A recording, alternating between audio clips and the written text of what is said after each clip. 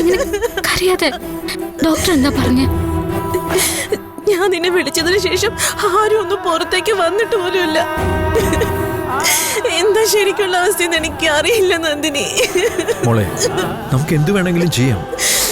വിവേക് എനിക്ക് സൂര്യയുടെ സ്ഥാനത്ത് തന്നെയാ. അവന്റെ ചികിത്സയ്ക്ക് ഒരു കുറവും ഉണ്ടാവില്ല. മോള് ധൈര്യമായിട്ടിരിക്കേ. ഏട്ടൻ എവിടെ നന്ദിനി? സാറ് രാത്രി ഇങ്ങോട്ടോ പോയതാ. വിളിക്കാന്ന് വെച്ചതാ. ഫോൺ എന്റെ കയ്യിലിരിക്ക. മോളെ, ഞാൻ ഡോക്ടറോടൊന്ന് ചോദിച്ചോ.